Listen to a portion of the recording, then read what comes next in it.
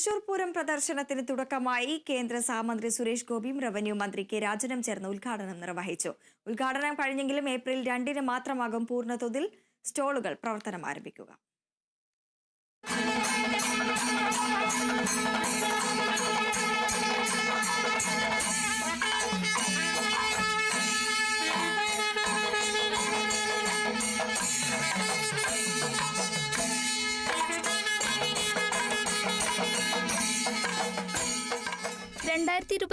തൃശൂർ പൂരത്തിന് മുന്നോടിയായി സാംസ്കാരിക നഗരി അണിഞ്ഞൊരുങ്ങുകയാണ്. പൂര നടത്തിപ്പിനും സംഘാടനത്തിനും ആവശ്യമായ ചെലവുകൾ കണ്ടെത്തുന്നതിനാണ് അരനൂറ്റാണ്ടിലേറെയായി പ്രദർശനം സംഘടിപ്പിക്കുന്നത്.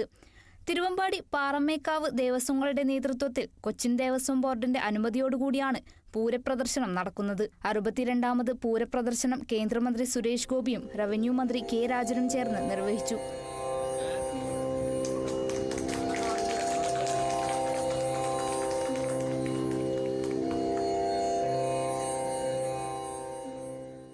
ഓരോ പൂരാസ്വാദകനുമാണ് തൃശൂർ പൂരം നടത്തുന്നതെന്നും കേന്ദ്രമന്ത്രി എന്ന വലിയ ഉത്തരവാദിത്തോടെയുള്ള ആദ്യ പൂരമാണ് ഈ വർഷത്തേതെന്നും സുരേഷ് ഗോപി പറഞ്ഞു.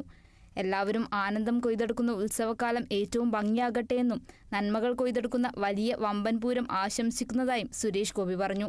എല്ലാം കൊണ്ടും നന്മ മാത്രം വിതച്ച് പെരും നന്മ കൊയ്യുന്ന ഒരു ഉത്സവകാലം നമുക്ക് സമ്മാനിക്കണേ എന്ന് എല്ലാ ദൈവങ്ങളോടും പ്രാർത്ഥിച്ചുകൊണ്ട് വടക്കുംനാഥന്റെ പാതാരബന്ധങ്ങളിൽ ശിരസ് തൊട്ട് നമിച്ചുകൊണ്ട് ഇത് ഐശ്വര്യപൂർണമായ തുടക്കമായിരിക്കണേ എന്നാഗ്രഹിച്ചുകൊണ്ടും പ്രാർത്ഥിച്ചുകൊണ്ടും ഞാൻ എൻ്റെ വാക്കുകൾ അവസാനിപ്പിക്കുന്നു. എല്ലാവർക്കും ഒരു വലിയ പൂരം, വമ്പൻ പൂരം ആശംസിക്കുന്നു. മേയർ MK വർഗീസ് ചടങ്ങിൽ അധ്യക്ഷത വഹിച്ചു.